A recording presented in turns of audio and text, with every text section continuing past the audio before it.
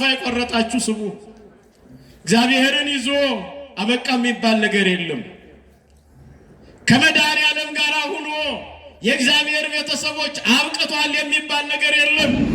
ጎረቤት የጎረቤትን ልጅ የሚቆረጥጥበት ዘመን አልቋል። ኃጢአት እየሰራ ትልቁን እየተሳደበ ሽማግሌ ሳያከብር እያየነው ዝም እያልነው ነው። ቤተ ክርስቲያናችን የራሷ የሆነ ልጓም አላት ወገኖች። ማንም እንደፈለገ የሚናገርባት አውደ ምህረት የላትም ቤተ ክርስቲያን። የተሰራች ጥንቅቅ ያለች ቤተ ክርስቲያን ናት። በቃ በዚያ ነው ያንተ መኖሪያ። ከዚህ በኋላ አንተ ሮጠ መቅደም አስበ ማሳካት ደግሞ ተምረህ ትልቅ ደርሰህ የአባቶችን ታሪክ መድገም አትችልም አሉት። ቀየሩ። ጦርነት ክፉ ነው። እናትን ከልጅ ይለያል፣ ጦርነት ክፉ ነው። ወንድምን ከልጅ ይለያል፣ ጦርነት ክፉ ነው። ዘርን ከዘር ይለያል፣ ጦርነት ክፉ ነው። ለዚህ ነው ቤተ ክርስቲያናችን አገርን እንዲያው ሰላም አድርግልን እያለች ዘወትር ትጸልያለች። ይህ ዓመት አይናችን ላይ ያለው እንባ የሚታበስበት ዓመት ይሁንልን። ይህ ዓመት ከስብራታችን የምንጠገንበት ዓመት ይሁንልን። ውድ የሳንኤል ሚዲያ ቤተሰቦች በዚህ ቻናል የኢትዮጵያ ኦርቶዶክስ ተዋሕዶ የንግስ በዓላትን፣ መጽሐፍ ቅዱስን መሠረት ያደረጉ ስብከቶችን፣ መንፈሳዊ ዝማሬዎችን እና ክብረ ቅዱሳንን የሚገልጡ ትምህርቶችን በስፋት የሚቀርቡበት ስለሆነ ለቻናሉ አዲስ ከሆኑ ሰብስክራይብ በማድረግ ቤተሰብ ይሁኑ። ይህን መንፈሳዊ አገልግሎት ላይክ፣ ሼር በማድረግና አስተያየት በመጻፍ ይደግፉ። በስመ አብ ወወልድ ወመንፈስ ቅዱስ አሃዱ አምላክ አሜን። እስቲ ሁላችንና ማተም ምእመናን እጃችንን በትምህርተ መስቀል አድርገን ጥንተ ጠላታችን ሰይጣን በወደቀበት እኛ የሰው ልጆች በተጽናናንበት ባረፍንበት ትምህርተ መስቀል እናማትባለን። በስመ አብ ወወልድ ወመንፈስ ቅዱስ አሐዱ አምላክ። በስመ አብ ወወልድ ወመንፈስ ቅዱስ አሐዱ አምላክ አሜን። ትባረክ እግዚአብሔር አምላከ አበዊነ አምላከ ቅዱሳን የአባቶቻችን የቅዱሳን አምላክ ልዑል አምላካችን እግዚአብሔር ስለማይነገር ብዙ ስጦታው ስሙ ለዘላለም ከፍ ከፍ ያለና የተመሰገነ ይሁን። የተከበሩ ክቡር አባታችን የዚህ ታላቅ ቤተ ክርስቲያን ዋና አስተዳዳሪ ወልደ ያሬድ፣ መምህራነ ወንጌል፣ ማህሌታውያን አባቶቼ ካህናት፣ ላይካነ ምስጢር፣ ስዩማን እግዚአብሔር ዲያቆናት፣ የዚህ የታላቁ ደብር ቤተ ክርስቲያን የስብከተ ወንጌል ክፍል ኃላፊ፣ እንደዚሁም ከገናናው መልአክ ከቅዱስ ሚካኤል ምልጃና በረከቱን ሽታችሁ ጠዋት ከእንቅልፋችሁ ነቅታችሁ በመቅደሱ የተገኛችሁ ማረፍ መጽናናት ለምትሻ ነፍሳችሁ የእግዚአብሔርን ቃል ልትመግቧት በመቅደሱ የተሰበሰባችሁ ምእመናን በእግዚአብሔር ስም ሰላም እላችኋለሁ። እንደምን አደራችሁ?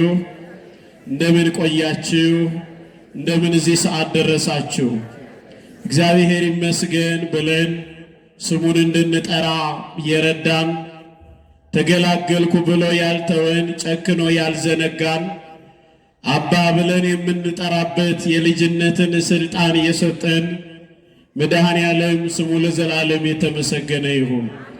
የጸጋ መፍሰሻ የሆነች የአዲስ ኪዳን ኪሩብ ክርስቶስ ኢየሱስን ያየንባት መስታወታችን፣ መግባቢያ ቋንቋው ለጠፋበት ዓለም ቋንቋ ሆና ያግባባችን ንግሥተ ሰማይ ወምድር መምህረት ድንግል ማርያም ስሟ ለዘላለም ከፍ ከፍ ያለና የተመሰገነ ይሁንልን። በዛሬው ዕለት አደራ በል ያልሆነችው ቤተ ክርስቲያን የምታስባቸው ብዙ ቅዱሳን አሉ። ዛሬ ታስበው ከሚውሉ ቅዱሳን እግዚአብሔር አምላካችን በረከታቸውን ያበዛልን ዘንድ የእግዚአብሔር ቅዱስ ፈቃዱ ይሆነልን። እንደምን አደራችሁ ምእመናን? እግዚአብሔር ይክበር ይመስገን። መድኃኔዓለምን አመስግኖት። በእውነት ጠዋት መነሳት ያልቻሉ ይኖራሉ ምእመናን። አንዱ ሌሊት ሁለት ሆኖ የነጋባቸው ሰዎች ይኖራሉ። ሲጨነቁ የነበሩ ሲቸገሩ የነበሩ ምነው የዛሬው ሌሊት ረዘመ፣ ለኔስ የመጣው ለማንም አልመጣም ብለው አምላካቸው እግዚአብሔርን በእንብርክክ እየሄዱ የሚለምኑ ሌሊቱ በጭንቅ የነጋላቸው ይኖራሉ ምእመናን። እግዚአብሔር በምሕረቱ ዳብሶ በፍቅሩ ጎብኝቶ ሌሊታችንን በጎ አድርጎ ደግሞ ጠዋት በመቅደሱ እንድንገናኝ ከረዳን ለሱ እልልታ ቢያንሰው ለሱ ጭብጨባ ቢያንሰው ነው ወገኖቼ። አመስግኑት መድኃኔዓለምን። አሜን። ክብርና ምስጋና ለስሙ ይሁን። ላስተማሩን ለመምህራችን እግዚአብሔር አምላካችን ቃለ ሕይወትን ያሰማልን። በእውነት የአገልግሎት ዘመናቸውን አምላካችን እግዚአብሔር እርሱ እንዲባርክልን ቅዱስ ፈቃዱ ይሁንልን። ድንቅ የሆነ በዛሬው ዕለት ታስበው ከሚውሉ ቅዱሳን መካከል አንዱን አንስተው ሲያስተምሩን ነበረ። እግዚአብሔር አምላካችን በረከቱን እንዲያሳድርብን ቅዱስ ፈቃዱ ይሁንልን። ከእኔ ጋር እንደዚሁ ለጥቂት ደቂቃ የእግዚአብሔር የሆነውን ቃል እንማማራለን። በአንድ ነገር እንስማማ ወገኖቼ። እግዚአብሔር ሲናገር ያዘኑ ሰዎች ቢኖሩ ይጽናናሉ። እግዚአብሔር ሲናገር ነገር የከፋባቸው ተስፋ የቆረጡ ሰዎች ቢኖሩ ተስፋቸውን እግዚአብሔር ይቀጥላል። እግዚአብሔር ጥርሳችንን በሳቅ ላይ ሞላ ሐዘናችንን ላያስወግድልን ቃል አያወጣም። እግዚአብሔር ያሰብነውን ላይሰማ የልባችንን ስብራት ላይ ጠግን አይናገርም ወገኖቼ። እርሱ እንዲናገረን እርሱ እንዲያስተምረን የአምላካችን የእግዚአብሔር ቅዱስ ፈቃዱ ይሁንልን። በእኔ ዘንድ ያልተረሳህ ትሆናለህ። በዚህ በትንቢተ ኢሳይያስ ምዕራፍ 44 ቁጥር 21 ላይ ተመዝግቦ የምናገኘው የእግዚአብሔር ቃል ነው። ይህንን ኃይለ ቃል አምላካችን እግዚአብሔር የተናገረው ቃል ሲሆን ቃሉ የተነገረለት ደግሞ ደገኛና በእግዚአብሔር ወደ ተወደደ ለቅዱስ ያዕቆብ የተነገረ ኃይለ ቃል ነው። ቃሉን እግዚአብሔር አምላካችን የተናገረው ነው። እስቲ ሁላችንም በእርሱ እንዳንዘነጋ ደግሞ እግዚአብሔር አምላካችን እንዲያስበን ጭምር በልባችን እየጠየቅን ቃሉን እንናገራለን። በእኔ ዘንድ በሉ እስኪ በደንብ ልስማችሁ። በእኔ ዘንድ ያልተረሳ ትሆናለህ። ምን ያላልክ ትሆናለህ? ያልተረሳህ ትሆናለህ አለ። ወገኖቼ አምላካችን እግዚአብሔር እርሱ እንዳይረሳን ፈቃዱ ይሁንልን። ብዙ ሰው ከዚህ ቃል የተነሳ የምናያቸው ብዙ ታሪኮች ይኖራሉ። አንዳንዱ ሰው ተነስቶ እኔንማ እግዚአብሔር ረስቶኛል፣ እኔንማ እግዚአብሔር ዘንግቶኛል፣ ለነከሌ እንዲህ ሲያደርግ በጥርሳቸው ላይ ይሳቅ፣ በልባቸው ላይ ሐሴትን ሲሞላ፣ ቤታቸውን በበረከት ኑሯቸውን በፍቅር ሲመራ፣ ትዳራቸውን በልጅ ሕይወታቸውን ደግሞ በደስታ እንዲመሩ ሲያደርግ እኔንማ እግዚአብሔር ረስቶኛል የሚሉ ሰዎች አሉ። ከዚህ የተነሳ እግዚአብሔርን ረስተው ዘንግተውና ተስፋ ቆርጠው የጸሎት መጽሐፋቸውን አስቀምጠው ከቅዳሴ ስፍራ ላይ የቀሩ እግራቸውን ከጸሎት ስፍራ የሰበሰቡ አንዳንድ ሰዎች ይኖራሉ ወገኖቼ። የማይረሳ ደግሞ የማይዘነጋን ማን አለ? እግዚአብሔር አለ። ይሄ ሰውኛውን ነው ወገኖቼ። አንዳንዱ ሰው በእግዚአብሔር ያለውን ተስፋ ሙጥጥ አድርጎ ከጨረሰ በኋላ እንደገና ደግሞ መለስ ብሎ የሚጨቃጨቅ የሚነጋገረው ከአምላኩ ከእግዚአብሔር ጋር ነው። ቅዱስ መጽሐፋችንን ስናነብ በዚህ በትንቢተ ኢሳይያስ ምዕራፍ 49 ላይ ስናነብ እንዲህ ይላል፣ እናት የወለደች ልጇን ከማኅፀኗ እንዳላወጣች እንዳልወለደች ትረሳ ትዘነጋ ይሆናል። እኔ ግን እናንተን አልረሳችሁም ይላል አምላካችን እግዚአብሔር። የእግዚአብሔር ቤተሰቦች ዓላማው የሚደንቅ ነው። ከሌጦስ ተራስ ተቀራንዮ በግፍ የተጎተተው ዓላማው ፍቅር ስለሆነ ነው።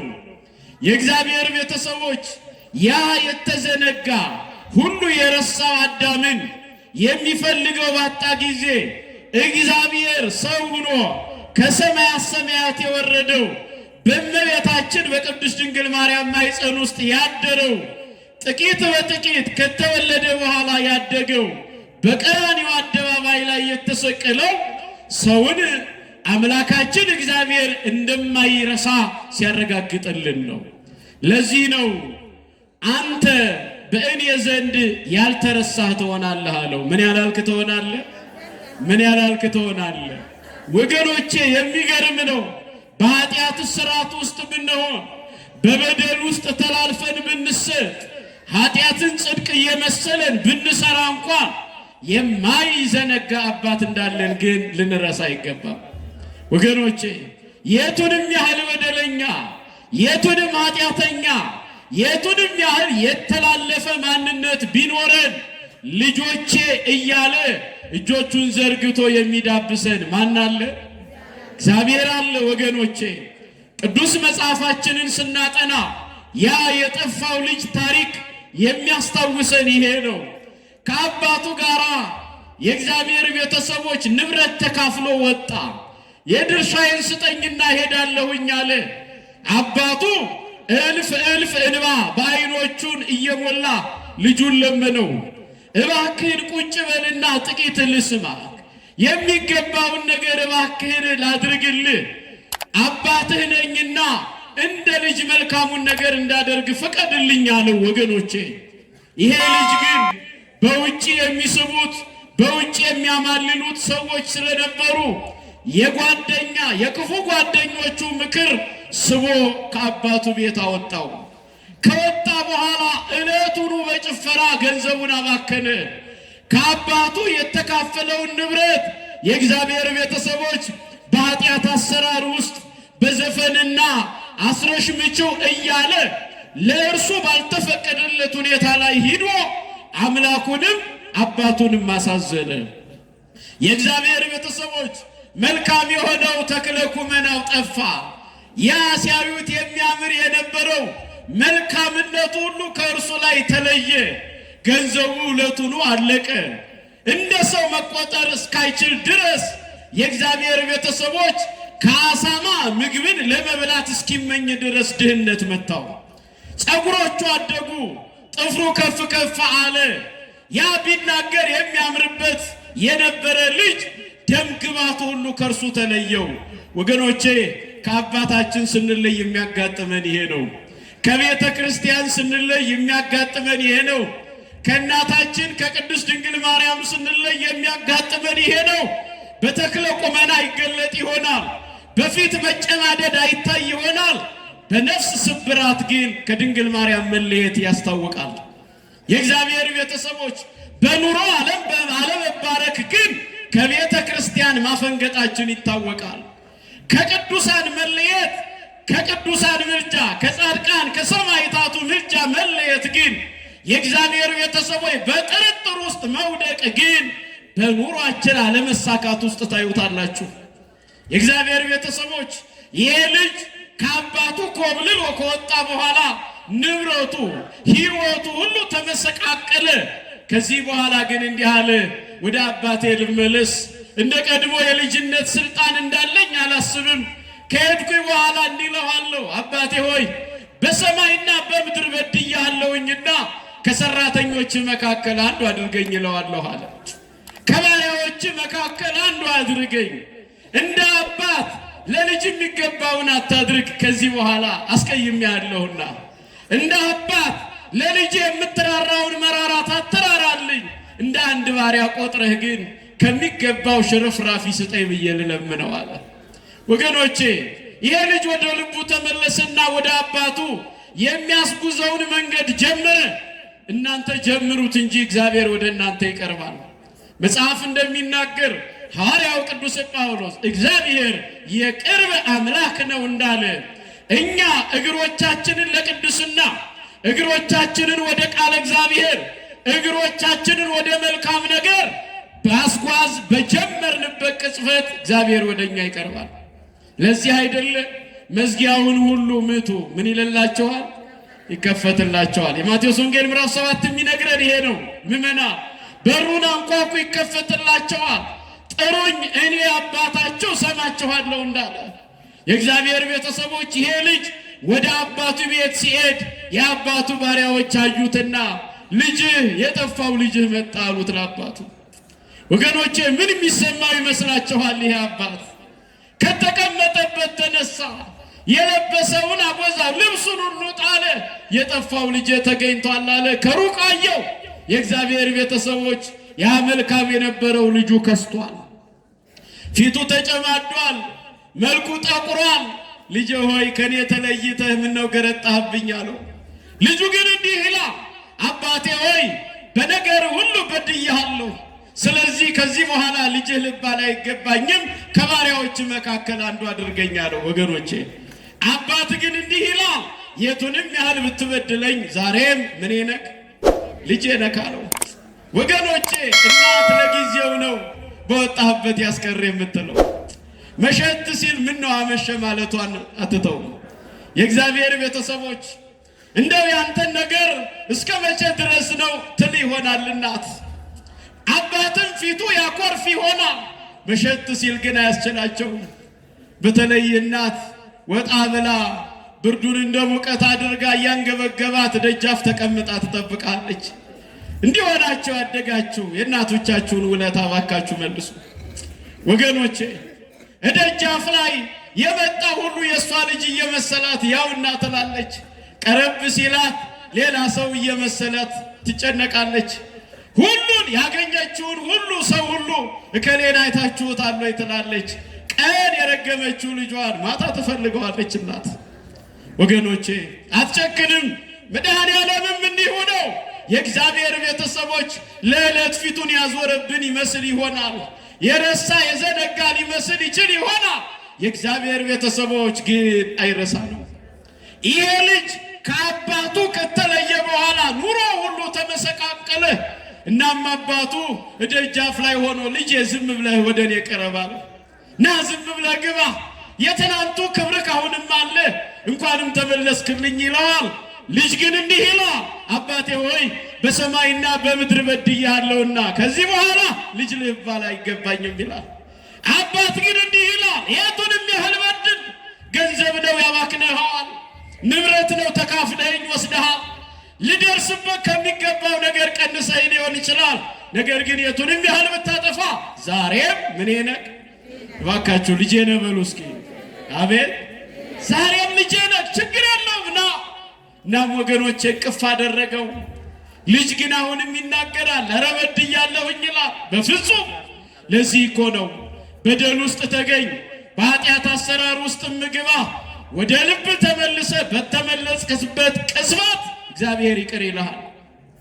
በዚህ በመዝሙር 5 ቁጥር 7 ላይ ቅዱስ ዳዊት ወደ መቅደሱ ሲመጣ በእግዚአብሔር ቸርነት እንደመጣ እንጂ በራሱ ቅድስና እንዳልመጣ ሲናገር እንዲህ አለ፣ አቤቱ በምህረት ብዛት ወደ መቅደስ ገባሁኝ አለ። በምንህ ብዛት ተናገሩ፣ በምንህ ብዛት።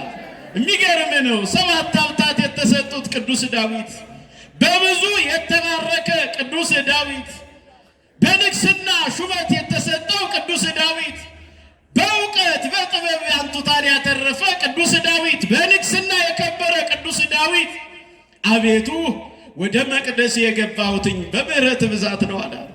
በምንህ ብዛት ነው ወገኖቼ? ወደዚህ ያመጣን የማን ቸርነት ነው? የማን ምህረት ነው?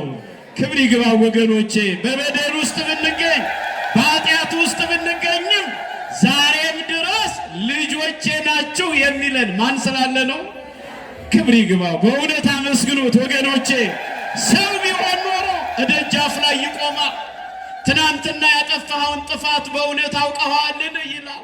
አዎ የእግዚአብሔር ቤተሰቦች እየገባችሁ ያላችሁ ባላችሁበት ላይ ቁጭ በሉ። መሳለሙንም ትደርሱበታላችሁ። ወገኖቼ መጀመሪያ የማንን ቃል እንስማ? አዎ የእግዚአብሔርን ቃል እንስማ። ረምርሞ መጥቶ እንደው ለመሳለም ምዕመናን ህሊናን ማወክ ነው የሚሆነው። የሚሰሙትንም የሚያስተምሩትንም ጭምር ያውካል። እውነት ውሸት? አዎ ርፍ ብለን ቃሉን እንድንሰማ ማን ይርዳን? እግዚአብሔር ይርዳን። በእኔ ዘንድ ምን ያላልክ ትሆናለህ? ያልተረሳ ትሆናለህ። አዎ በእኔ ዘንድ ያልተረሳ ትሆናለህ። ልጁ ከጠፋበት መጣ። አባት የሚገባውን ሁሉ በሉ ለልጄ አድርጉ፣ ድግሱ ይደገስ፣ የጠፋው ልጄ ተገኝቷልና ፍሪዳው ይሰዋ ይታረድ፣ ለእግሩ ጫማ ለአካላቱም ውሃ ይቅረብለት፣ የገረጣው ፊቱን ይታጠብ፣ ጻዳ የሆነውን ነገር ስጡት፣ መልካም በሆነ ወንበር ላይ ያስቀምጡት አለ። ወገኖቼ ስንመጣ የሚደርሰን ይሄ ነው። የማይረሳ የማይዘነጋ እግዚአብሔር ወገኖቼ ሁላችንንም ደግሞ ክፉን ነገር አርቆ በምህረቱ እንዲቀርበን ፈቃዱ ይሆንልን። እግዚአብሔር አምላካችን አይረሳም ስንል የእግዚአብሔር ቤተሰቦች ቅዱሳን መላእክትን ወደ ሰው ልጆች ሁሉ እየላከ እርሱ እንደማይረሳ እርሱ እንደማይዘነጋ ጭምር የምናያቸው ታሪኮች አሉ። ዛሬ ገናናው መልአክ ቅዱስ ሚካኤል በዕለተ ቀኑ የምንለምነውን ሁሉ ቅዱስ ሚካኤል ሊያሳርግልን ወደ እግዚአብሔር ሊያደርስልን የታመነ መልአክ ነው። በዚህ በመዝሙር 90 በቅንፍ 91 ከቁጥር 11 ጀምሮ እንዲህ ይላል፣ በመንገድ ሁሉ ይጠብቁ ዘንድ ይላል። በምን ይጠብቁ ዘንድ? በመንገድ ሁሉ ይጠብቁ ዘንድ። መንገድ ሕይወት ነው ምዕመናን። መንገድ የዚህ ዓለም ኑሮ ነው። ጉርባብጥ ይበዛዋል፣ ፈተና ይበዛዋል። ደረስን ስንል ገና ነህ ይለናል። ለሳቃችን ስንቃረብ ጥርሳችን ይቀደድና ወደ ለቅሶ ይቀየራል። እንዲህ አይነቱ መንገድ ሕይወት መንገድ ይባላል። በመንገድ ሁሉ ይጠብቁ ዘንድ መላእክቱን ስላንተ ያዛቸዋል አለ። መላእክቱን ስላንተ ምን ይላቸዋል? ያዛቸዋል። እግሮች በድንጋይ እንዳይሰናከሉ በእጆቻቸው ምን ይሉሃል? ያነሱሃል። እስቲ ያነሱሃል በሉ። ያነሱሃል፣ ያነሱሃል። እባብና ጊንጡን ተኩላው ላይ ሁሉ ትጫማለህ። በእኔ ተማምኗልና አስጥለዋለሁ፣ አምኖኛልና እጋርደዋለሁ ይላል የእግዚአብሔር ቃል። በዚህ ክፍል ላይ ሁለት መሰረታዊ ነገሮች አሉ ምዕመናን። የመጀመሪያው በመንገድ ሁሉ ይጠብቁ ዘንድ አለ። በምን ይጠብቁ ዘንድ? በመንገድ ሁሉ ይጠብቁ ዘንድ። ምዕመናን መንገድ በተባለች በዚህ ዓለም ሕይወት ውስጥ እግዚአብሔር ኑሯችንን ሁሉ ይጠብቃል፣ ይመራል። ቅዱሳን መላእክት፣ ጻድቃን ሰማዕታቱን የእግዚአብሔር ቤተሰቦች ስናይ ይሄ ሁሉ የእነርሱ ጥበቃ የእግዚአብሔር ምሕረት የሚገለጥባቸው ናቸው። በመንገድ ሁሉ ይጠብቁ ዘንድ መላእክቱን ስላንተ ያዛቸዋል። ቅዱስ ሚካኤልን ያዘዋል። ሂድ ውረድ፣ ኃይለ ሚካኤል አስካለ ማርያም እህተ ሚካኤል በፈተና ውስጥ ናትና መንገድ በተባለች ሕይወት ውስጥ ትዳር መስረታ ሳይሳካላት እስቃለሁ ብላ እንባ እየቀረባት ነውና ሂድና እርዳት ይላል ቅዱስ ሚካኤልን። ይልከዋ የቅዱሳን በላይ ድርሻቸው እርሱ ስለሆነ ነዋ። ወገኖቼ ይመጣሉ። ቅዱስ ሚካኤል ይመጣል። በመንገዳችን ሁሉ እየጠበቀን እንጂ እዚህ የደረስነው፣ እየጋረደን እንጂ እዚህ የደረስነው፣ ከእግራችን ላይ እንቅፋት እያነሳልን እንጂ እዚህ የደረስነው መች በእኛ ሆነ ወገኖቼ? ለዚህ ነው በመንገድ ሁሉ ይጠብቁ ዘንድ መላእክቱን ስላንተ ያዛቸዋል ይላል። እንደገና ሁለተኛ እንዲህ ይላል፣ እግሮችህ በድንጋይ እንዳይሰናከሉ በእጆቻቸው ያነሱሃል። እንዴት የሚገርም ቃል ነው!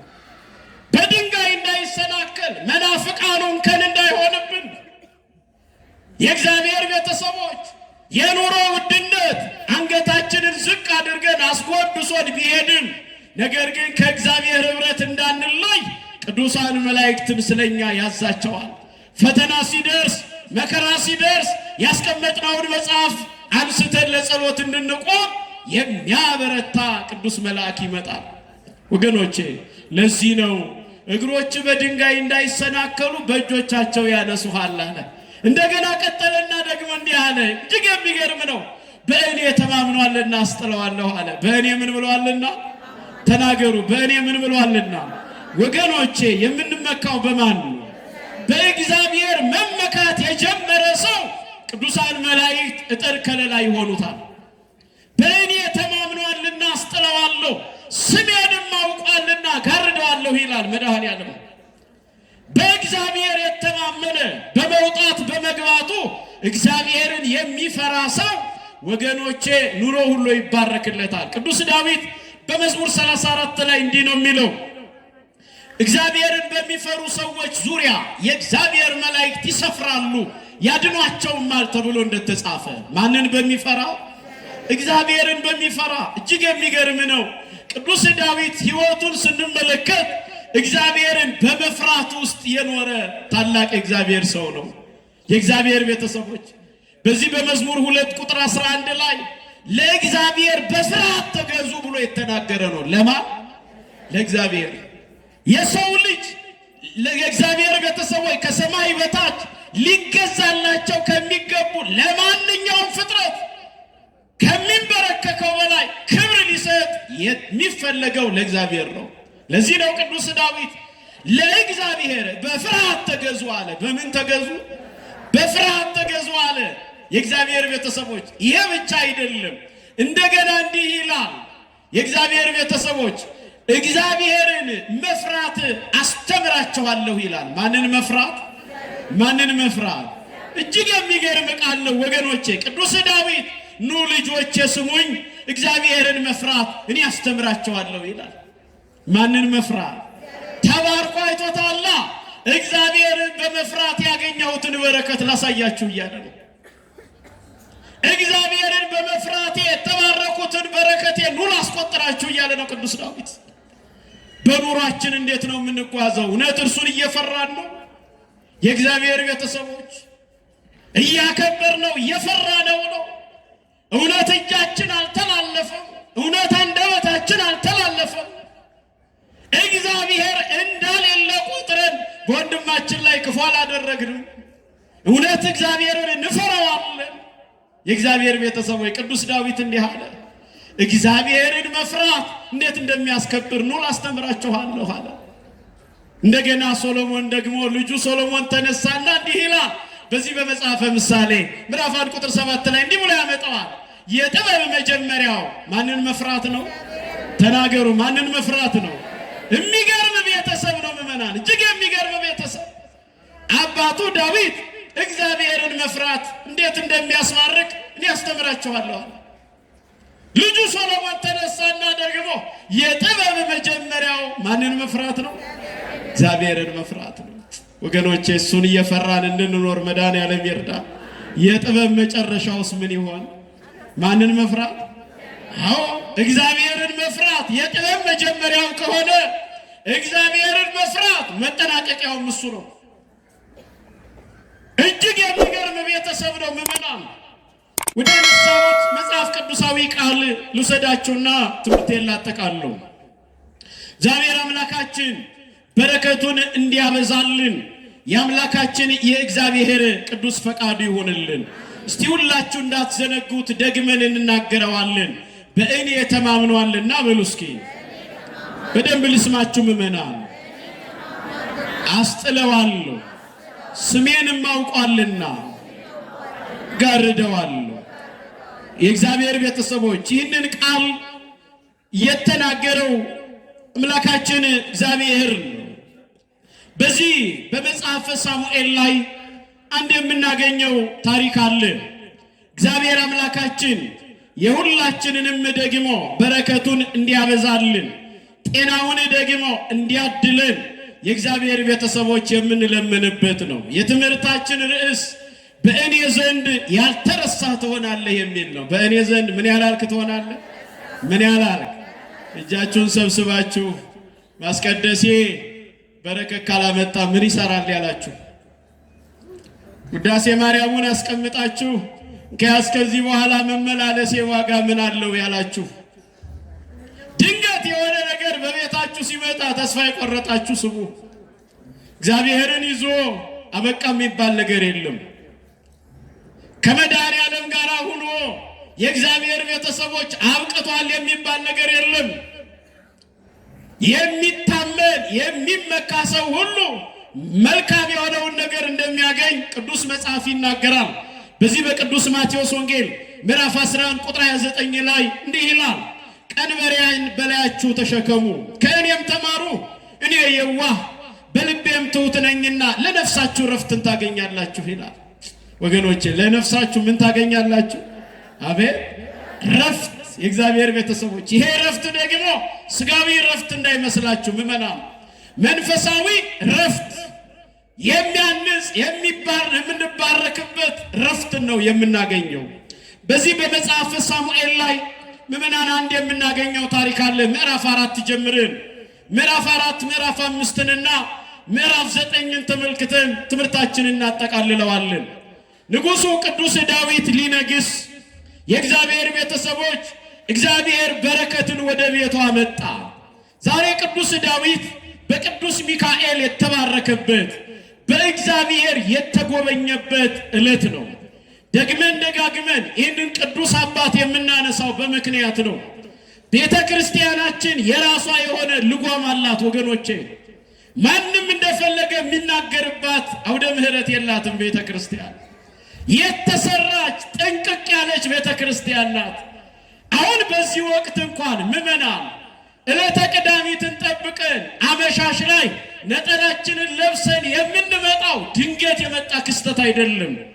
ተሰርቶ ያለቀ ማኅሌተ ጽጌ፣ ዘመነ ጽጌ፣ ወርኃ ጽጌ ላይ ነው የደረስነው። እችን ቤተ ክርስቲያን ልጆቿ ስላደረገን መድኃኔዓለም ክብር ይግባ ወገኖቼ፣ አመስግኑት መድኃኔዓለምን። በማኅሌት ውስጥ ስንገባ ያው ያበቃ የተሰራውን ነው አባቶቻችን የሚያቀርቡልን። አዲስ የሆነ ነገር የሚመጣ የለም። በ6ኛው መቶ ክፍለ ዘመን የነበረው ቅዱስ ያሬድ 5ቱን ጸዋትወ ዜማ ደረሰ። ከቅዱስ ያሬድ ጋር በጣም ፍቅር የነበረው መጻሕፍቶቹን ሲያነብ እጅግ በመልካም ግንኙነቱ ሲባረክ የነበረ ኢትዮጵያዊው ቄርሎስ ይባል የነበረ አባ ጊዮርጊስ ዘጋስጫ በ14ኛው መቶ ክፍለ ዘመን ተነሳና ምእመናን ሰዓታቱን ልዩ ልዩ መጻሕፍትን ሁሉ እሱ ደረሰ። ከአባ ጊዮርጊስ ዘጋስጫ ጋር እኩል ፍቅር የነበረው ከቅዱስ ጊዮርጊስ ጋር ከአባ ጊዮርጊስ ጋር የእግዚአብሔር ቤተሰቦች ወዳጅነት የነበረው አባ ጽጌ ድንግል ደግሞ በዚያው በ14ኛው መቶ ክፍለ ዘመን ተነስቶ እመቤታችን ቅድስት ድንግል ማርያምን ዛሬም አመስግነን የማንጠግበውን የምስጋና ድርሰት ደረሰልን። በ5 ስንኞች አዋቀረው። የሚገርም መሰላስል አለው። የእግዚአብሔር ቤተሰቦች 158 ሐረጋት አሉት አባ ጽጌ ድንግል የደረሰው። ያኔ የተደረሰው ድርሰት ዛሬም ሊቃውንተ ቤተ ክርስቲያን ተቀርቶ ከማያልቀው የምስጋና ባህር ላይ ጨለፍ እያደረጉ ማኅሌቱን ይቆሙታል። የእግዚአብሔር ቤተሰቦች እግዚአብሔርን ያመሰግናሉ። ዛሬ ድንገት ተነስታ ቤተ ክርስቲያን ይሄኛው ስርዓት በዚህ ተቀይሯል አትልም። ያኔ የነበረው ስርዓት፣ ያኔ የነበረው የምስጋና ጅረት፣ ያኔ የነበረው የምስጋና የእግዚአብሔር ቤተሰቦች ህብረት ዛሬም ይቀጥላል። ዛሬም ተነስተን ንኢ ማርያም በረድኤት ወለተ ሐና ወኢያቄም ቤዛዊተ ኩሉ ዓለም መንበረ መለኮት ግሩም እያልን እናመሰግናታለን። ክብር ምስጋና ለስሟ ይሁን። አመስግኗት ወገኖቼ፣ እግዚአብሔር ይክበር ይመስገን። ከዚህ የምስጋና በረከት ለመካፈል ነው በመቅደስ ውስጥ እንገኛለን። እንመጣና እንባረካለን። የእግዚአብሔር ቤተሰቦች ከማኅሌታውያኑ ጋር መቋሚያ እንይዛለን። ጽናጽሉን አንስተን አብረን ጸነጽናለን። የሚሉት ገባንም አልገባንም፣ ነፍሳችን ግን የእግዚአብሔር ቤተሰቦች አንባቢ ናት፣ ተመልካች ናት። ስለዚህ የነፍስ ምግቧ ቃል እግዚአብሔር ነውና ከማኅሌታውያኑ ጋር አብረን አድረን ስንወጣ የምስጋናው ተካፋይ እንሆናለን። የምኑ ተካፋይ ወገኖቼ? በዚህ ወቅት መምህረ ድንግል ማርያም የምንለምነውን ልመና ሁሉ ትስማን፣ የጎደለንን ነገራችንን ትሙላልን፣ ያዘነው ማንነታችንን በመጽናናት ትቀይርልን። እንዲህ ነው የሚለው ንጉሡ ቅዱስ ዳዊት ሊነግስ የእግዚአብሔር ቤተሰቦች መመረጡ በእግዚአብሔር ሆነ።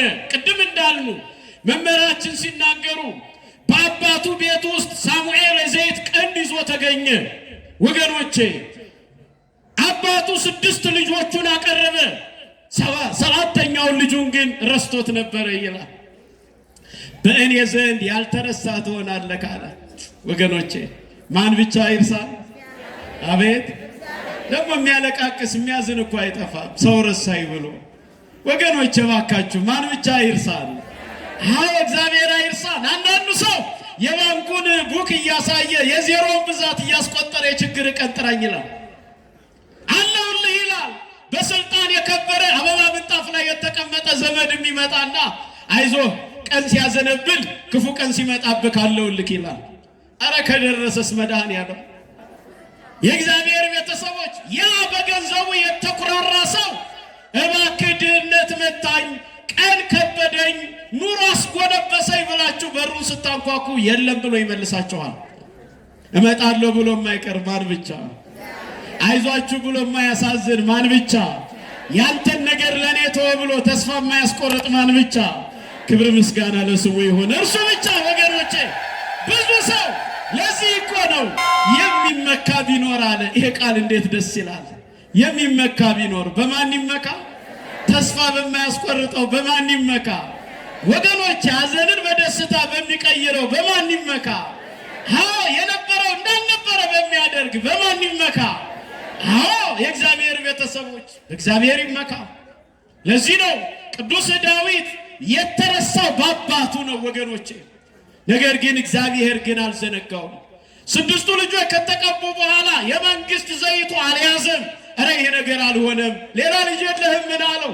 አባቱ በምናልባት አንድ እረኛ ልጅ አለኝ፣ ለዚህ ግን የሚበቃ አይመስለኝም ማለት። የሚገርም ነው። እቺ ልጅ እንዴት ናት? በስራዋ እንዴት ናት ይላል ሹመኛው። አዎ አንዳንድ ሰው ይመጣና አይ ለዚህ እንኳን የምትበቃ አይመስለኝም ይላል። አሉ አይደል በየቢሮ በየቢሮ ስልጣንን ተገና አድርገው በስክሪፕቶቻቸው ጫፍ ሰውን የሚበድሉ አሉ አይደለ?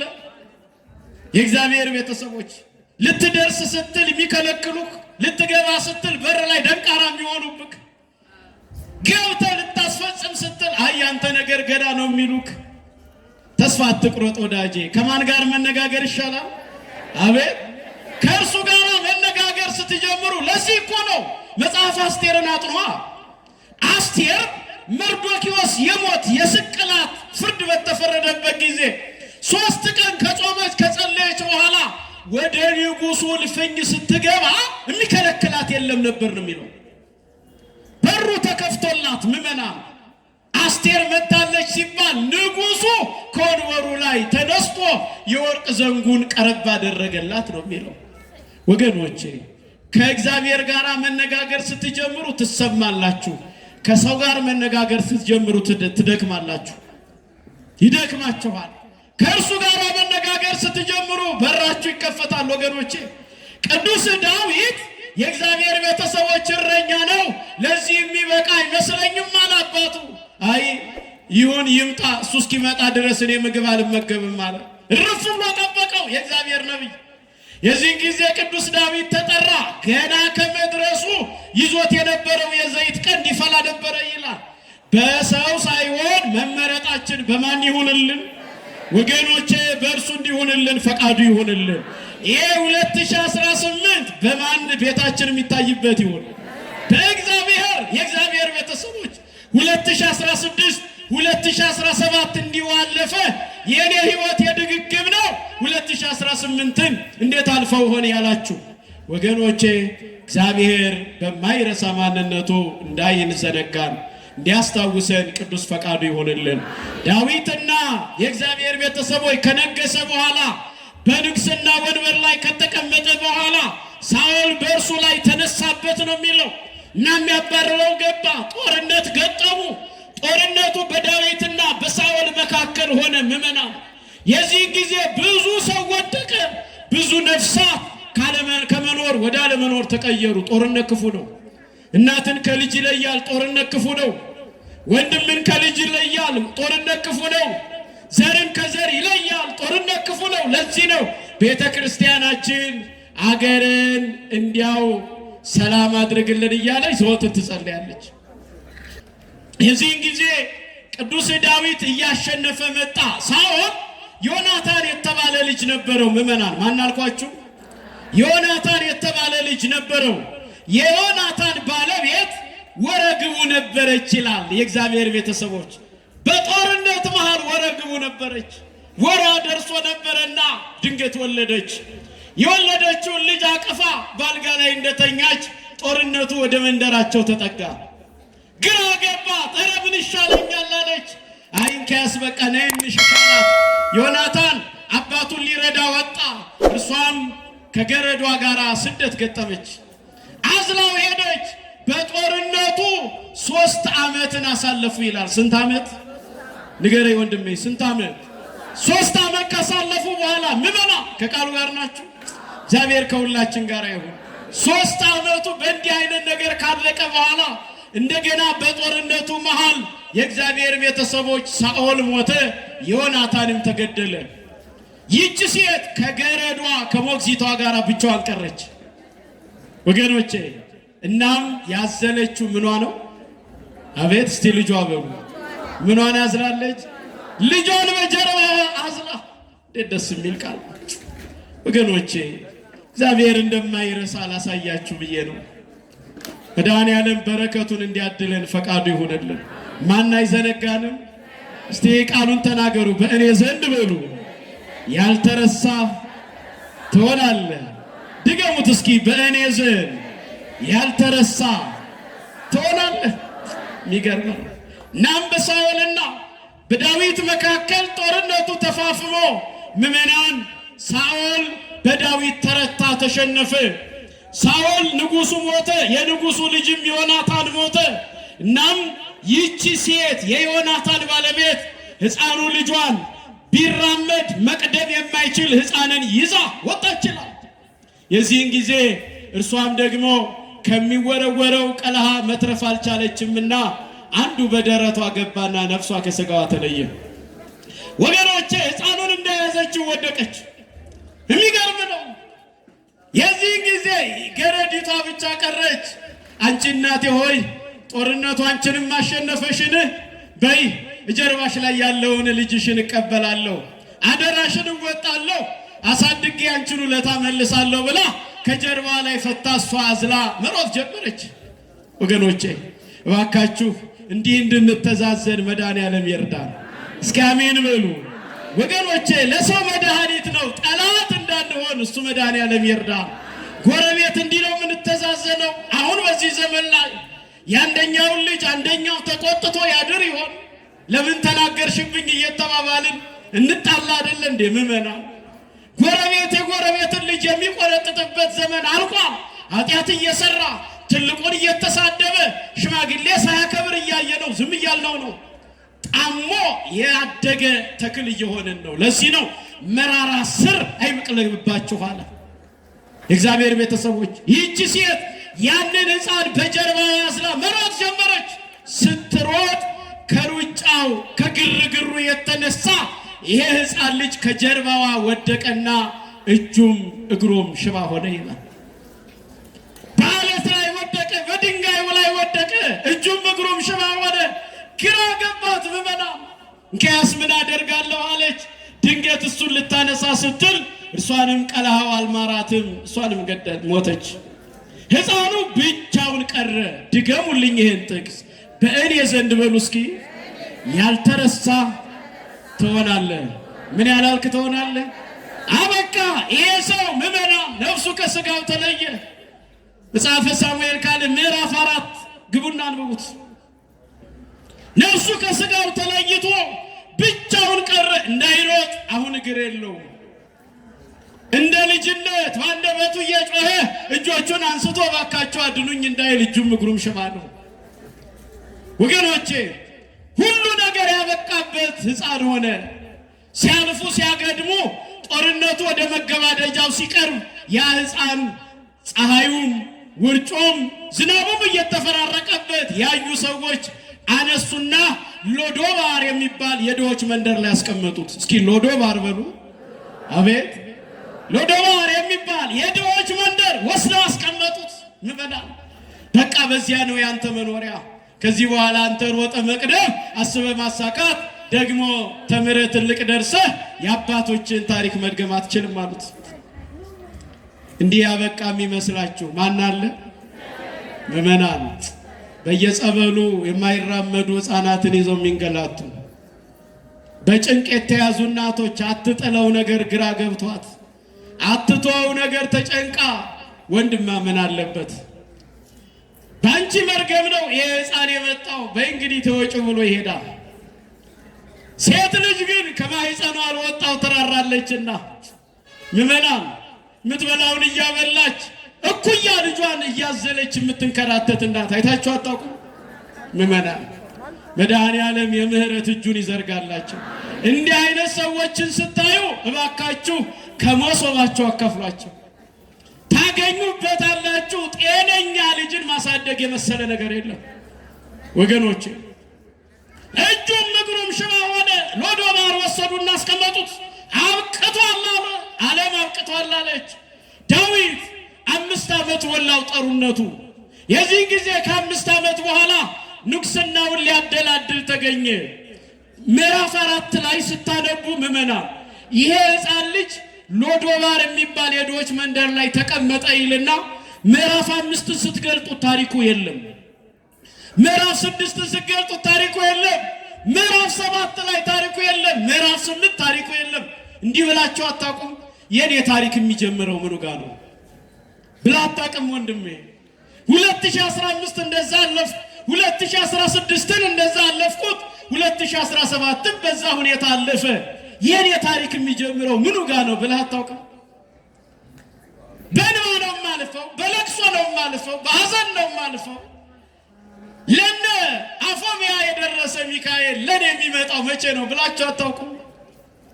ለማህራር የመጣ የሞትን ደብዳቤ በሰርግ የቀየረ ሚካኤል ለኔ የሚመጣልኝ መቼ ነው ብላችሁ የምታውቁ ወገኖቼ፣ እግዚአብሔር የራሱ ቀን አለው እንድንጠብቀው እንዲህ ይለናል። ምእመናን በእኔ ዘንድ ምን ያላልክ ትሆናለህ? ያልተረሳ። ምን ያላልክ ትሆናለህ? ያልተረሳ ትሆናለህ። ሎዶባር ላይ ተቀመጠ።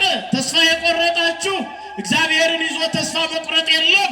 ችግረኛው ጮኸ፣ እግዚአብሔርም ሰማው የሚል ታሪክ አለ። 12 ዓመት ሙሉ ደም ይፈሳት የነበረች ሴት ምእመናን ከ12 ዓመት በኋላ ያ በብዙ ሕዝብ መካከል ወዳለው የሕይወትን ነገር የያዘ የእግዚአብሔር ቤተሰቦች የሕይወት ታሪክ የያዘ ክርስቶስን አየችው። ልሂድ እንደምንም ተንፏቀቄ እሱ ጋር ልድረስ አለች። ድረሱ ወገኖቼ፣ ድረሱ። እንደምንም ብላችሁ እሱ ጋር ድረሱ። አዛኝ ነው። ስትደርሱ ያዝንላችኋል። እንደ ሰው አይገፋችሁም፣ አያንቋሽሻችሁም። ለምን መጣችሁ አይላችሁም። መድኃኔዓለም ድረሱ እሱ ጋር ወገኖቼ፣ ድረሱ። ችንካሩ የበሳሳውን ቅንዋቱ የወጋውን ጎኑን እያሳየ ይሄ ላንተ የተከፈለ ነው አይዞህ ልጄ ይልሃል። እሱ ጋር ድረሱ። ይህች ሴት ሁሉም ያንቋሽሻት ሴት ናት። የቅርብ የሩቁ የሚጣላት ሴት ናት ወገኖቼ። የደሟን ነጠብጣብ እያዩ ድንጋይ እየያዙ የሚከተሏት ሴት ነበረች። እግዚአብሔር ቤተሰቡ አንድ ቀን ግን ከልቧ ቆረጠች። ልሂድ፣ የሚያደርጉኝን ያድርጉኝ፣ እሱ ጋር ልድረስ አለች። ድረሱ ዋካችሁ እሱ ጋር እንደምንም ብላችሁ ድረሱ። ፈተና ይመጣ ይሆናል፣ መከራ ይመጣ ይሆናል፣ ትቸገሩ ይሆናል። ነጭ ልብሳችሁን ልበሱና ክርስቶስ ጋር ድረሱ። ስጋውን ለመብላት ደሙን ለመጠጣት ድረሱ። እንደምንም ብላችሁ ቆርጣችሁ ነው። ይህች ሴት መጣችና በሰዎች አጠገብ ስታልፍ አንዳንዶች ራቋት፣ አንዳንዶች ጎሰሟት፣ አንዳንዶች ደግሞ አንቺ ባለሽበት እንዴት ቅድስና ይኖራል ብለው ራቋት። በሰው የተረሳችሁ የሚመስላችሁ ማን ብቻ ይርሳል? እሱ ብቻ ይርሳል። የዚህ ጊዜ ምእመናን ይህች ሴት ግን እንደምንም ብላ ደረሰች ወገኖቼ፣ ደረሰች። የዚህ ጊዜ ልብሱን ጫፍ ነካችሁ። የልብሱን ጫፍ ስትነካው ደሟ ምን አደላ ነው የሚለው? አቤት ቆመ ነው የሚለው። ምእመናን ቆመ። ያይት ይዘርብ የነበረው ደሟ፣ ያ ያማት የነበረ ህመም፣ ያ ትቸገርበት ድረስና ይቆምልህ ነው የምልህ። ድረሽና ቆሚው ነው የምልሽ። ፈተናውን ይቆማል፣ መከራው ይቆማል። ይጨንቅሽ የነበረውን ነገር ሁሉ እሱ ጋር ስትደርሽ ያበቃል ነው የምልሽ እህቴ። ድረሱ። መድረስ ማለት ምን ማለት ነው? ስጋውን መብላት ደሙን መጠጣት። መድረስ ማለት ምን ማለት ነው? በእናት ዓለም በመምህረት በድንግል ማርያም ምልጃ ማመን። ቅዱስ ሚካኤልን የሙጥኝ ማለት እባክህን ባርከኝ ማለት። ምዕመናን ታሪኩ አበቃ ይመስላል። ምዕራፍ 5 የለም፣ ምዕራፍ 6 የለም፣ ምዕራፍ 7 ምዕራፍ 8 ላይ ታሪኩ የለም። ሎዶባር የተባለ አንድ የድሆች መንደር ላይ ያስቀመጡት ይላል። የንጉሥ የልጅ ልጅ ነው። ሜምሴፎስቴ ይባላል። የንጉሥ የልጅ ልጅ የተከበረ የሹመኛው የልጅ ልጅ እንዴት የትም ይቀራል? እንዴት ታሪክ አልባ ይሆናል? እናንተ ምዕራፍ 9ን ስትገልጡት ዳዊት ጦርነቱ ካበቃ በኋላ ከ5 ዓመት በኋላ ከስንት ዓመት በኋላ አቤት ከ5 ዓመት በኋላ ንግስናውን እያደላደለ በነበረበት ሰዓት እንደው ምሕረትን አደርግ ዘንድ ከሳኦል የተረፈ ሰው ይኖር ይሆንን ብሎ ጠየቀ። ምንን አደርግ ዘንድ? ምሕረትን አደርግ ዘንድ ከሳኦል ጦር የተረፈ እንደው አዝንለት ዘንድ ይቅር እለው ዘንድ እራራለት ዘንድ ማለቱ ነው። የዚህን ጊዜ አንድ ሰው ቀረበና ምዕመናን እንዲህ አለው ለንጉሥ ዳዊት፣ ንጉሥ ሆይ ዮናታን ልጅ ወለደ።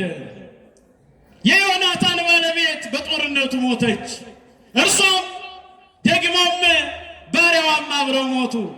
ሕፃኑ ከእናቱ እቅፍ ላይ ተንሸራቶ ወድቆ እግሩም እጁም ሽባ ሆነ። ያ ሕፃን ሎዶባር የተባለ ስፍራ ላይ የድሆች መንደር ላይ ተቀምጧል። የተረፈው እርሱ ነው አሉት። ወገኖቼ የዚህን ጊዜ ዳዊት እንዲህ አለ፣ በሉ ፈጥናችሁ ሂዱና አምጡልኝ አለ። ወገኖቼ ማን አይረሳም? ኧረ በማርያም ማን አይረሳም? አበቃ ያላችሁ ማን አይረሳም? አዎ ይዘነጋል ያላችሁ ማን አይረሳም? ይተዋል ብላችሁ የምታስቡ ማን አይረሳም? እግዚአብሔር አይረሳም። አምጡልኝ አለ። ታቅፈው አመጡት። ወገኖቼ አስቀመጠውና አንተ የንጉሥ የልጅ ልጅ ስትሆን ይሄ ሁሉ መከራ እንዴት ደረሰብህ አለው። እንደገና ሜምሴፎስቴም እንዲህ አለ፣ ባለችው በቀረችው አንደበት እንዲህ አለ፣ ንጉሥ ሆይ በአንተ ታሰብ ዘንድ እኔን ውሻውን እንዴት አየኸኝ አለው። እንደ ውሻ የተጣልኩትን እንዴት አየኸኝ? ግቡና አንብቡት። የተራቁትን ሁሉ የተነገረኝን እንዴት አየኸኝ? ቅዱስ ዳዊት እንዲህ አለው፣ ያሰበንማ ሰማይና ምድርን የዘረጋ እግዚአብሔር ነው። ወዲያው እንዲህ አለ፣ ይሄ ልጅ እኔ እስካለሁ ድረስ በልፍኜ ስከብር በእኔ በስተቀኝ እንዲቀመጥ፣ ከበላሁት እንዲበላ ከጠጣሁት እንዲጠጣ አዛለሁኝ አለ። ክብር ምስጋና ለመድኃኔዓለም ይሁን። ወገኖቼ ማን አይረሳም? ማን አይዘነጋም? ለዚህ ነው ይሄ ዓመት የምንታሰብበት ዓመት ያድርግልን። ይሄ ዓመት ያሰብነው የሚሳካልን ዓመት ያድርግልን። ይሄ ዓመት አይናችን ላይ ያለው እንባ የሚታበስበት ዓመት ይሁንልን። ይሄ ዓመት ከስብራታችን የምንጠገንበት ዓመት ይሁንልን። ይሄ ዓመት በብዙ ሮጠን ጥቂት ያተረፍንበት ሳይሆን ብዙ ሮጠን የላባችንን የምናገኝበት ዓመት ያደርግልን። የተወለዱ ሕፃናት የሚያድጉበት ዓመት ያደርግልን። በእኔ ዘንድ ያልተረሳ ትሆናለህ አለ። ምን ያላልክ ትሆናለህ? ቅዱስ ሚካኤል በምልጃው አይለየን፣ በረከቱን ያብዛልን። ገብተው ነበረ ወጡ፣ ተቀድሰው ነበረ ረከሱ፣ አግኝተው ነበረ አጡ፣ ጸድቀው ነበረ ተኮነኑ ከመባል መድኃኔዓለም ይሰውረን። የሰው መጨረሻው ሲያምር ነውና የሁላችንን መጨረሻ መድኃኔዓለም ያሳምርልን። እህቴ በዕለተ ቀኑ በቅዱስ ሚካኤል ዕለት ዓይንሽ ላይ ያለውን ባይታበስልሽ፣ ያሰብሽውን ሐሳብ ሁሉ ይፈጽምልሽ፣ አልሆን ያለው ሕይወትሽ ሁሉ ይስተካከልልሽ። እግዚአብሔር ከሁላችን ጋር ይሁን። ውድ የሳንኤል ሚዲያ ቤተሰቦች በዚህ ቻናል የኢትዮጵያ ኦርቶዶክስ ተዋሕዶ የንግስ በዓላትን፣ መጽሐፍ ቅዱስን መሠረት ያደረጉ ስብከቶችን፣ መንፈሳዊ ዝማሬዎችን እና ክብረ ቅዱሳንን የሚገልጡ ትምህርቶችን በስፋት የሚቀርቡበት ስለሆነ ለቻናሉ አዲስ ከሆኑ ሰብስክራይብ በማድረግ ቤተሰብ ይሁኑ። ይህን መንፈሳዊ አገልግሎት ላይክ፣ ሼር በማድረግና አስተያየት በመጻፍ ይደግፉ።